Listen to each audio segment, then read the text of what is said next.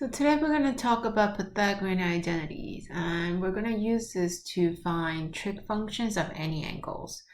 So if you take a look at the diagram, you guys already know that the x-coordinate in the unit circle is the cosine function and the y-coordinate is the sine function. Now, if we actually do the Pythagorean theorem using sine and cosine, this x is the cosine. So if we square the cosine function and then if we square the sine function, it will give us that hypotenuse squared, which is 1.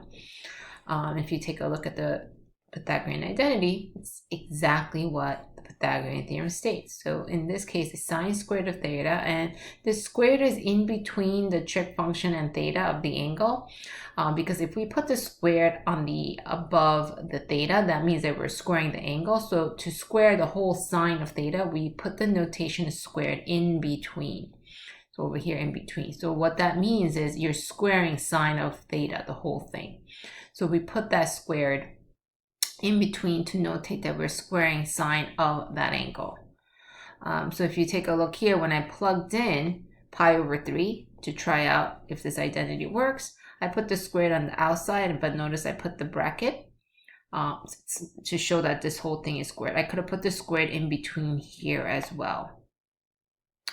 All right, so if you plug in sine of pi over 3 is 60 degrees. And if you put in the actual value of sine of 60 degrees, it will be square root of 3 over 2. And if you square that, you get 3 over 4. If you square cosine of 60 is a half. So if you square that, you get 1/4. So 3/4 plus 1/4 gives us 1. So it checks out. Okay, so that's just to show you that the Pythagorean identity works. There are actually there's 2 more Pythagorean identities that we can derive from this original one, but we're not going to talk about that at this time. So let's take a look at this sample problem that we have. Now we're given that sine of theta is equal to negative radical 7 over 4.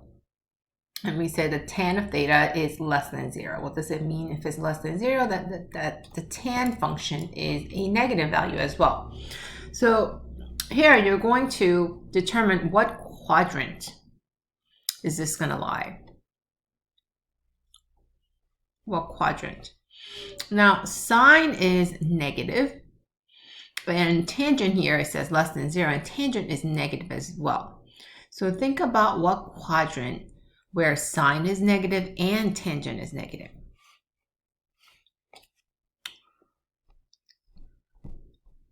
And you guys will see that it will be the 4th quadrant. All right, so 4th quadrant is sine is negative in these 2 quadrants, in quadrant 3 and quadrant 4. And tangent is also negative as well. And you know that tangent is positive in 3rd quadrant, so it has to be in the 4th quadrant, right? All students hate calculus. So this terminal side will be in the 4th quadrant. Now, we know that sine function is opposite over hypotenuse, right? So therefore, we are going to put the length of the given right over here. So this is the opposite. So if the theta is over here, if the theta is over there, then this is the right angle. So this means that this is radical 7 and the hypotenuse is 4 because that is the h. So we have opposite over hypotenuse. Now we don't know the adjacent side. So how are we going to find the adjacent side? We're going to do the Pythagorean theorem. So if you do the Pythagorean theorem, if you do radical 7 squared plus the adjacent squared, so if you want to put a as adjacent, squared equals 4 squared, then you're going to get 16 here. You're going to get a squared. If you square 7, it's just going to be 7. So if we take away, so a squared is going to equal 9.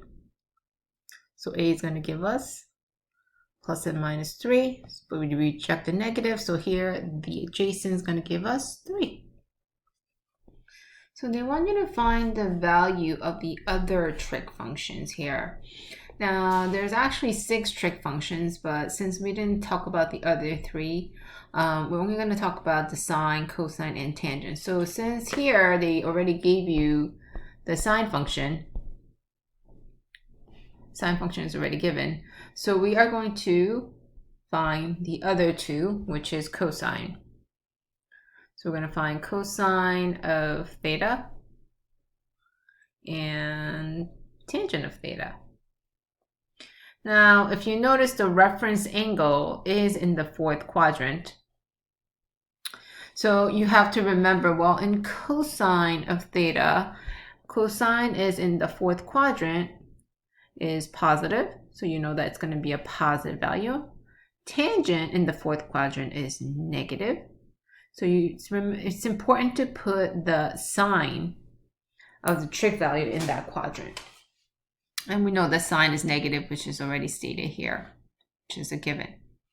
And cosine is positive, so cosine is SOHCAHTOA, so it's going to be adjacent over hypotenuse. So the ratio here is going to be 3/4. So cosine of theta will be 3/4 in this case. And then tangent is going to be negative, so TOA, so it's opposite over adjacent, so radical 7/3. So that's how we find the other trig values given the information we have. So let me do another example where you need to figure out the other trig functions given the terminal sides. So the terminal sides of a theta in a standard position contains -5, 2. So this is actually pretty straightforward. If you take a look at this coordinate, where would this coordinate lie? So it would be -5 this way and then up 2. So it would be somewhere over here in the 2nd quadrant. So you're going to draw a reference angle in the 2nd quadrant. So let's draw that. So in the 2nd quadrant, the reference angle is going to look something like that. Now you know that this is 5 to the left, so this distance is going to be 5. So the -5 tells us the direction of the coordinates. Over here is going to be -5, 2, and then we went up 2, so this is going to be 2. Now, so we already have, so this reference angle is going to be theta. So we have opposite, and we have adjacent. So we don't know the hypotenuse, so you probably need to do Pythagorean theorem to find the hypotenuse. So take a minute to do that.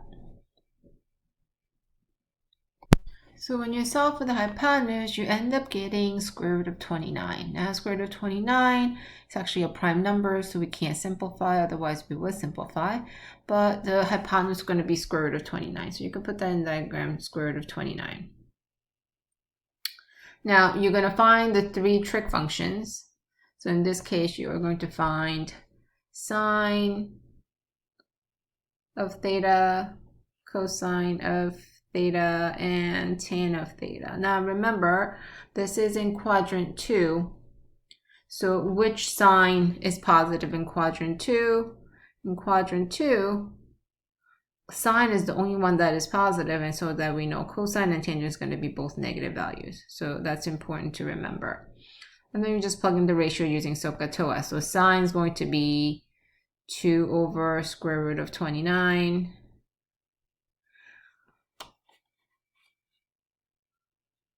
And then cosine is going to be 5 over square root of 29. And then tangent is going to be 2 over 5.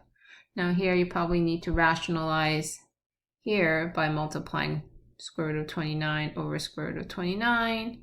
Same thing over here. So if you simplify that, there's going to be positive 2 square root of 29 over 29. Here is going to be negative 5 square root of 29 over 29. And then tangent here is going to be negative 2/5. So there you have it. So you have the 3 trig functions for that angle measure.